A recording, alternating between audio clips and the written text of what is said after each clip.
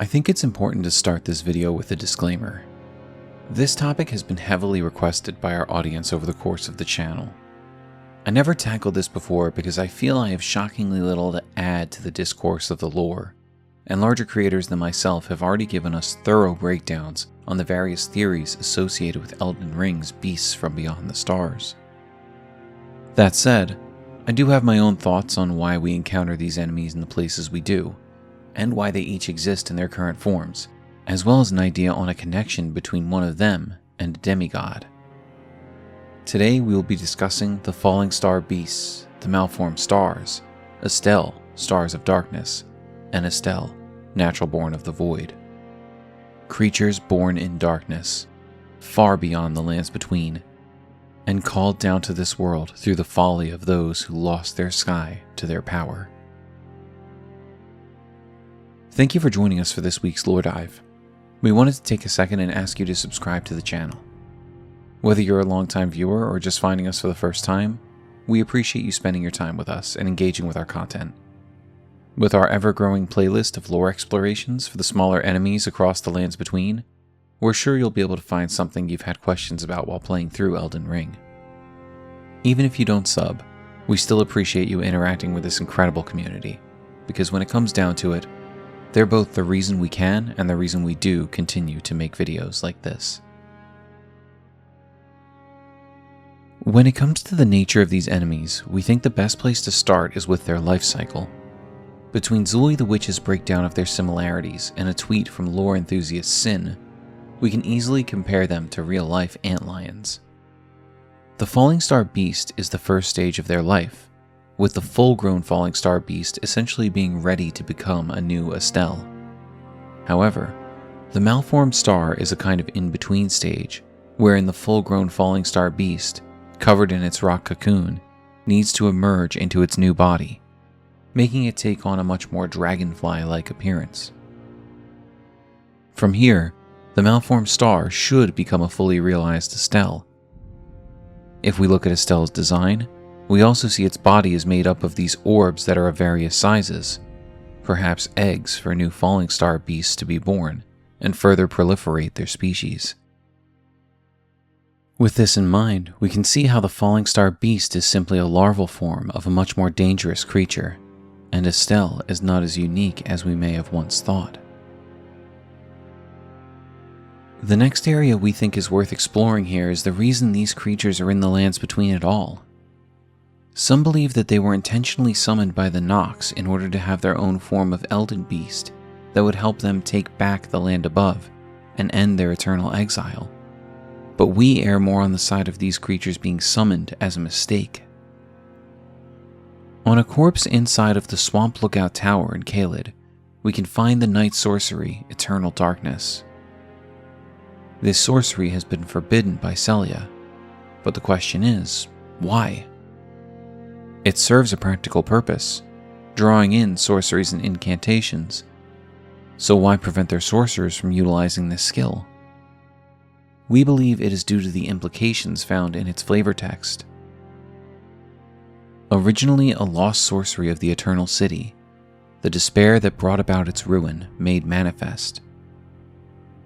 There is only one Eternal City that has been brought to ruin, and that is the Nameless City, where we find the living corpse of Godwyn the Golden. We believe the implication may be that this spell is responsible for the ruin of the city, and we need only look up to know what befell it. Unlike Noxtella and Nokrin, the nameless Eternal City in the Deeproot Depths does not have a false sky above it, simply a yellow, foggy space that stretches on as far as we can see. We know the sorcery, Meteor of Estelle, is a manifestation of the power with which Estelle leveled the Eternal City, and the Wing of Estelle tells us it was crafted from a relic of the Natural Born of the Void, who is said to have assailed the Eternal City. Estelle is certainly the tragedy that befell the city, but the remembrance of the Natural Born takes this a step further, telling us Estelle was a malformed star born in the flightless void far away, once destroyed an eternal city and took away their sky. a falling star of ill omen. It just so happens if we look at the sky in the area where we face Estelle, it looks a whole lot like the fake skies of Noxtella and Nokrin, meaning Estelle literally stole the nameless city's sky.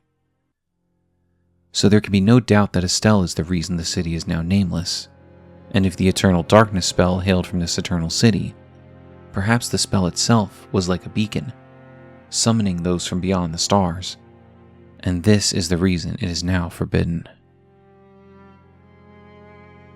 Let's take this line of thinking a bit further into the realm of speculation, because as we know, Estelle, natural born of the Void, is not the only Estelle we face.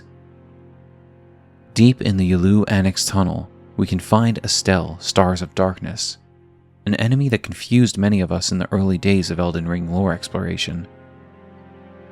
Now with a better understanding of the life cycle of the Fallingstar Beasts, we can safely assume that this Estelle was trapped here in order to keep it from wreaking havoc on the lands between. But what's most interesting is that the enemies we encounter who are likely keeping Estelle locked away here are Alabaster and Onyx Lords. As we all know by now, Radahn studied gravity magic under these extraterrestrial beings, and even engraved his own weapon with the gravity crest. It is extremely likely that upon learning that Estelle and its kind were brought down from the stars, Radahn then decided to hold them back so they could not upset the status quo and harm the Golden Order. If he were then to realize that the use of the Eternal Darkness sorcery acted as a beacon for these creatures, calling them from across the void, it stands to reason he would have Celia outlaw the use of this sorcery altogether. In this way, Radahn would ensure that no other Fallingstar Beasts could make their way to the lands between.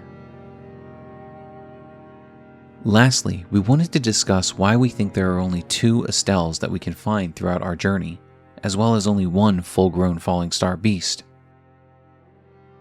We believe that these creatures cannot progress their life cycle once they have left the void. Estelle is called a malformed star born in the flightless void far away, so it's likely that these creatures were never meant to exist at all. They are the byproduct of an evolution within the void. When removed from the void, it seems like they cannot continue their life cycle and reach their true potential. We come across various Fallingstar Beasts, and given how stagnant the lands between has become, and the fact that Radahn is holding back the stars, it seems likely they've been there for quite a while. And in all this time, only the fully grown beast shows signs of sprouting the signature Estelle skull.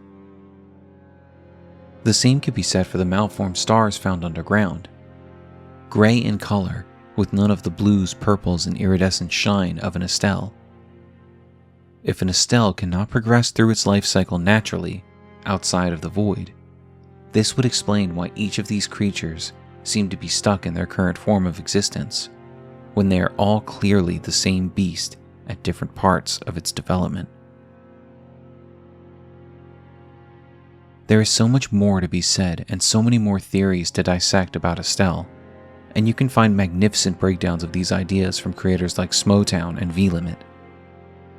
As we said at the beginning of this video, these beasts have been thoroughly explored, and we hope that the small contributions we may have made in this video, such as our theory on the stagnation of their life cycle, or how Eternal Darkness came to be forbidden, can help to further flesh out this story.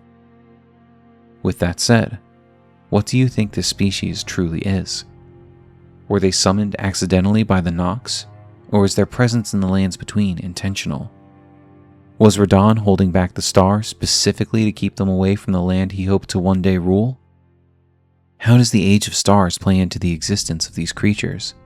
And what does Ranni hope to find exploring the cosmos they call their home?